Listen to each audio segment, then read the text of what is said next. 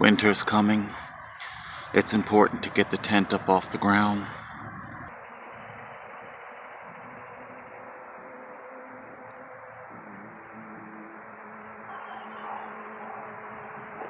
What is it about exclusion that seems to captivate people so much? I think there are a great many commenters in the original McDonald video that seem to titillate and take delight in seeing the homeless man be kicked out. It is also my personal belief that this delight is derived from the fact that that video is not heavily laden in sympathy. I'm not a cliche homeless person. I wasn't pummeled.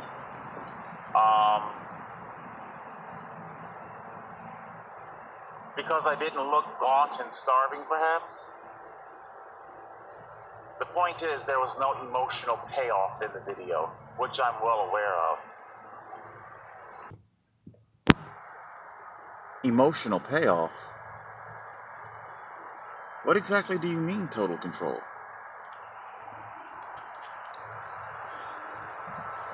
You mean like this?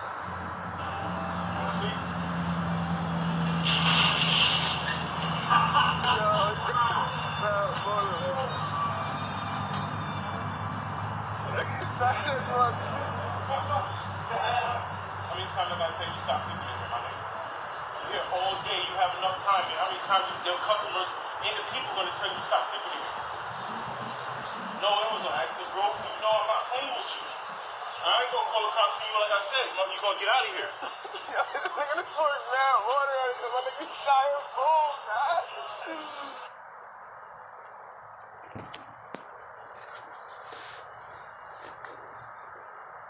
Emotional payoff. The homeless gentleman has a GoFundMe. Last I checked, there was a couple of $1,000s in it. I think it's wonderful that people are contributing to him. Hopefully, out of this horrific tragedy, it can be a stepping stone to a better life.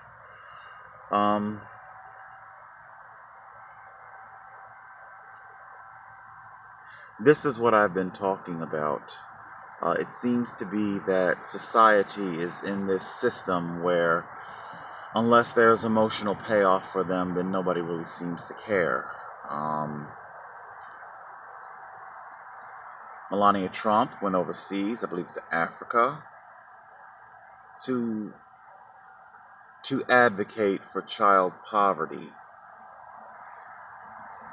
Now, in the comment section, I put my own comment up about how there's ample poverty right here in America. You don't have to fly halfway around the world.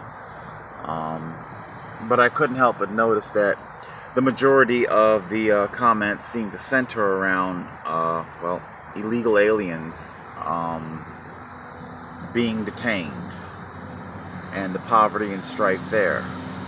And I'm not delegitimizing that poverty and strife, but it still doesn't address American poverty. Now, that Dunkin' Donuts was, much like Karen Traw's, owned by a corporation, Kimberly Waldo or something like that. Owns about 85 Dunkin' Donuts in New York. Hold on just a second, because I want you to know something. I want to read the article to you. Dunkin' Donuts, CBS 3. Two employees at Dunkin' Donuts Eatery in Syracuse, New York, have been suspended. After one dumped water on a homeless man who had nodded off at his cell phone, as his cell phone was charging. Then both workers laughed about it. The video, apparently captured Sunday night and posted on social media, showed a young man with his head down on a table in a mostly empty store when a worker pours a pitcher of water on him. How many times, quoting now, how many times have I got to tell you to stop sleeping in here, said the worker, who added a profanity. Now, I don't know if you were able to hear or not in the video that I just played for you. The profanity was nigga. I find it interesting.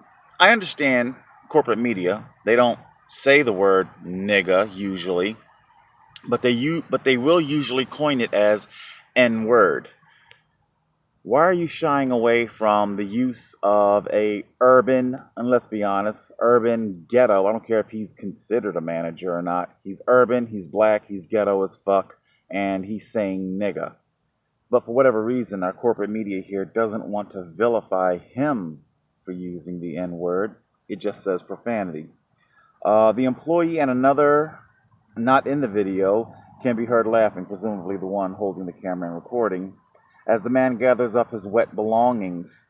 The person shown in the video was identified on GoFundMe as Jeremy Youngs.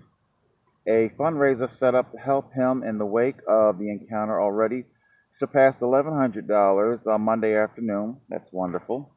A homeless advocate stopped by the store to object to the man's treatment and threatened a boycott.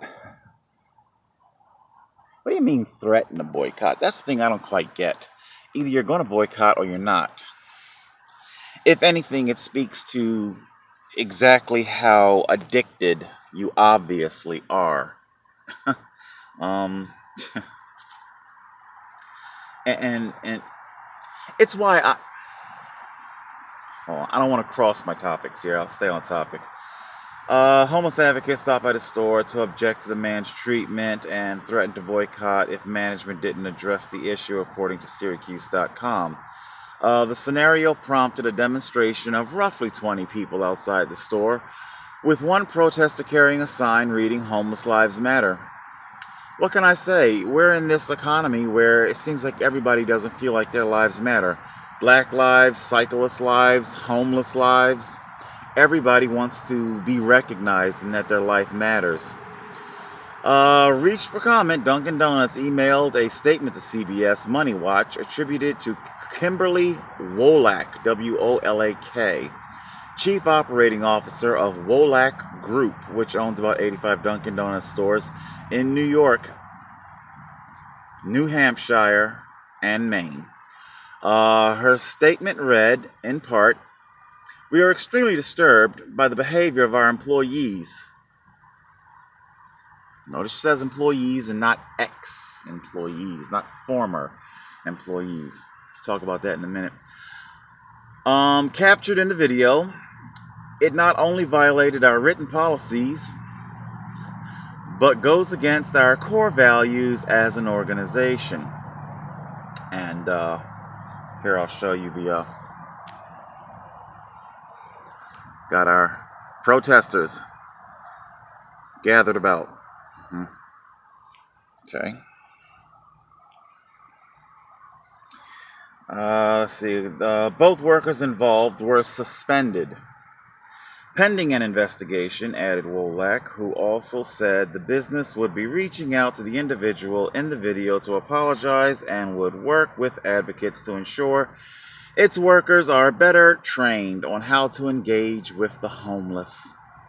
The company recently announced it's rebranding itself, and that, as of January, it will be officially known as Dunkin'. That's something that has nothing at all to do with the abhorrent treatment of this homeless man.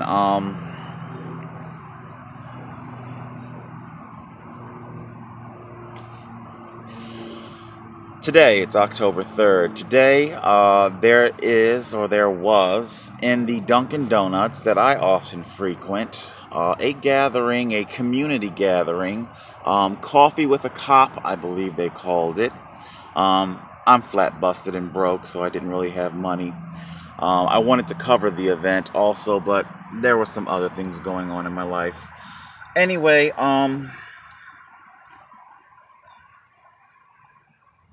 if I would have walked into that Dunkin' Donuts filled with police officers and threw a pitcher of water on an employee, I would have instantaneously been arrested and charged with assault.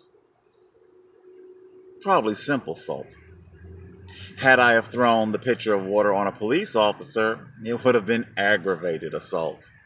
Yeah, the difference is you see how people are civilian cop, how the charges go. But my point is this, that, hold on a second. Rather than sit here sweating like a farm animal.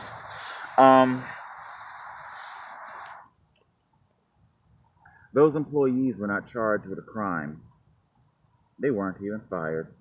They were suspended. Suspended pending investigation. The investigation being what exactly? Let's just wait and see just how much of a brouhaha this is going to be. Is it going to be a Starbucks Philadelphia national event? Okay? Or is this just simply going to be something that blows over? And from what I can tell, what's trending in the news today, like I said, that happened Sunday, posted the next day, it's now Wednesday. It's not trending at all. Okay? Would it have even been picked up by corporate media if it had been a black homeless man? So we see urban ghetto black manager physically assault a white homeless man with a pitcher of water. In the language that he uses, how many times do I gotta tell you? He speaks as if he's being punitive. He speaks as if he is coming from some sort of authority, that he has the authority to assault you, and that you should be grateful that it's only the pitcher of water and that I'm not calling the police. Because after all you homeless people, well, don't you fear the police? And of course we see that our homeless person, they were very demure, tail between legs, probably worried about their electronic device. Sure it doesn't grow on trees. God knows the phone I'm recording on costs about $100, and yeah, I had to scrimp that together. Guys, I don't know if you guys can ever hear the difference. The Atlantic City Council, that was recorded on our contract phone, and the sound is much better. And whenever I use this cheapo phone, the audio is just horrible. Point is, they don't exactly grow on trees, and so many would be so quick to say, get a job, get a this, get a that. That phone can help facilitate that. And your actions could have very much indeed destroyed his phone, his lifeline, if you will. Who are we kidding? He took great delight in doing what he did. It insatiated his fucked up soul. Oh, yes, it did. He was absolutely titillated and insatiated with what he did, reveling in his faux authority, reveling in the fact that he had totalitarian power, so he thinks, over another human being. Power drunk? Power drunk, very much indeed, like the police officers who, I suppose, he says about calling cops. Are you sure it's the homeless man who should be worried about cops? What if the cops came there? What if they ran your pocket, buddy? Any marijuana in there? I don't know. What if they bring the fucking canine unit? What if, would you be okay with the canine unit taking a couple of passes past you as you stand there?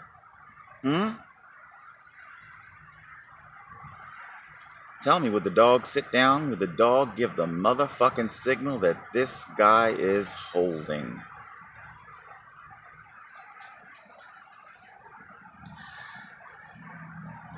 I'm glad that financial resources are being allocated and are going to help this gentleman. I know I've been doing my best to be as active as possible promoting my GoFundMe. I'm not going to put my link on this video. It would be in bad taste. I will embed the CBS. I'll link the CBS story, and I think when you go to that link, there's a link in there that goes to his GoFundMe. If you guys got a few coins and you want to drop it to him, hey, even if you don't like me, even if you fucking hate me, see what you can do for the guy. I feel bad for him. I don't know his story. I know nothing at all about his story, and I try not to judge people. So we see the difference. There's one more thing. How much time have I got here? 16 minutes. All right. We're gonna do one more thing. I have no idea how this is gonna go. Go to contacts. I keep there we are. This is who we're calling. I see that. Got a couple questions. Got a couple of questions. Hold on a second. Let's jump back. Who wrote this story? Does it say? Does it give a name? Filed under Dunkin' Donut Local TV.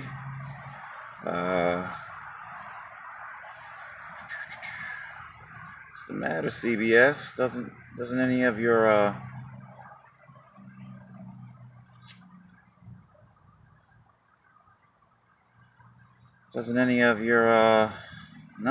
no one reporter steps up to take credit for this story. Kind of makes you wonder, did a fucking bot write it? I don't know too many reporters who are willing to give up their byline, but whatever. Let's give CBS a ring-a-ding-ding.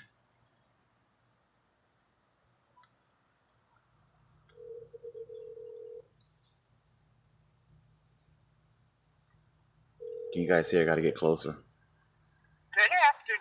Josephine, may I help you? Yes, hello. My name is Amir with Total Control Headline News. This is a recorded line for broadcast. I was curious as if I could speak with one of your reporters that handled the Dunkin' Donut homeless man story. To speak with whomever it was that handled that. Stop calling this number. This isn't CBS? No. Have they changed their number? No, this has been a business number for years. Keep calling. Okay, then I guess it must be a wrong number then. Sorry about that. Bye-bye. That's strange. Well, let's... Hold on. Let's... Do. Alright. Google-a-roo. Hold on. Alright, so I Googled their number, and this is to the Philadelphia branch. Let's see if we can get through.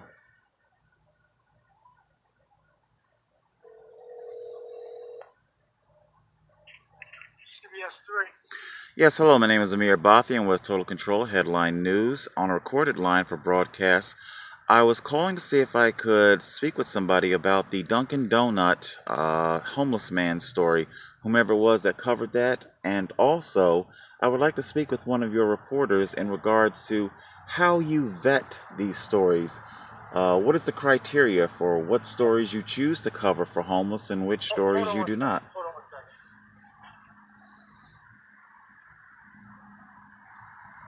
Hope you guys can hear.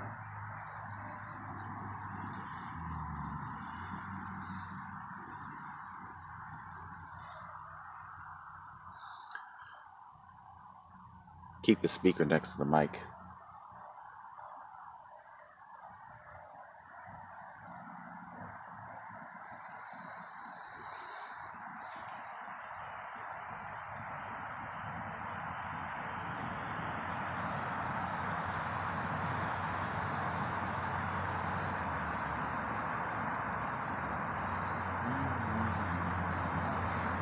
Hello, sir. Yes, go ahead. Yeah, It's similar assignment as Tyler right now, but I was trying to figure out. You said we're calling on behalf of who again? It's Total Control Headline News. My name is Amir. What I would... Control Headline News? Yes, that's right. It's And your call was in reference to, you wanted to know what in reference to? I'm calling about two different things. The first thing in regards to the Dunkin' Donut homeless man story that came out of New York that CBS 3 covered. Yeah, this is CBS 3 in Philadelphia. So New York, that's a whole different. That's CBS Philly, CBS 3 Philly. Okay. So if you're trying to get in contact with CBS New York, their local news in New York, I don't know what their number is, but this is Philadelphia. Okay, yeah, I know that. Could you put? Know what story you were talking about, and I was trying to figure out what, so I wanted to figure out what was your call in reference to. Okay, could you put me in contact with somebody that would be able to answer the question over? Well, this isn't the New York location, so that's why I'm going to say you called the wrong news desk. So we didn't know what you were talking about. If you were trying to find a New York location, you want to call their news desk. I am aware of that. I'm aware of that. So the question now is, what is CBS's policy for how it vets stories? What I'm saying to you is, this is Philadelphia's location. We don't know what story you're referencing to, nor the reporter of how they covered anything, because yes, we don't operate like them. Yes, young man, I understand. You're not New York. I understand. I am now. I wouldn't know what policy would reference to their stories.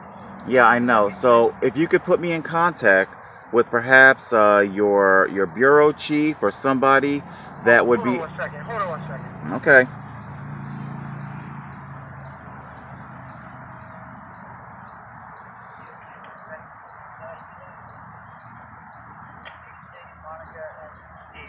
Hello? Yes, hello. This is Amir with Total Control Headline News on a recorded line for broadcast. I'm calling to find out what exactly is CBS's policy for how it picks and chooses which stories about the homeless that it wants to cover. I wouldn't have any idea. You'd have to call me. I'll give you that number. So are you saying that Philadelphia never covers any stories in regards to the homeless? I have to go. I'm very busy. So you don't want to answer this, do you? Yeah, I do want the number. Okay, 212-975-4321. Did you get that? Yeah, it's been recorded, and you're a cervic, and he hangs up. So there you go. That is CBS. That is corporate media. There you go, guys. That is corporate media. I don't know. I don't care. Whatever. It's not New York. That is the ugliness of corporate media. It's why independent media is so very important. Nobody's going to advocate for us. Not unless there's an emotional payoff for them. Our suffering has to have something in it for them. They pick and choose. What's the qualifier? What's the criterion? Granted, now, obviously, there's a little bit of a, I don't know, do we want to say biased? Yes, I am upset that corporate media did not want to cover my story whatsoever.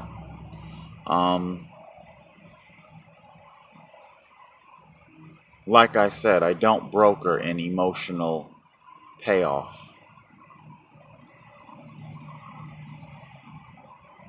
I don't know. Do I need to be a mange-ridden dog cowering in a corner while Sarah McLachlan strums away Arms of the Angel softly in the background before society will care about people like me? Well, there you go, guys. That was our experience today with corporate media. And like I say, if you guys can see if you can do something for my fellow homeless guy there. And there you go. Total Control Headline News.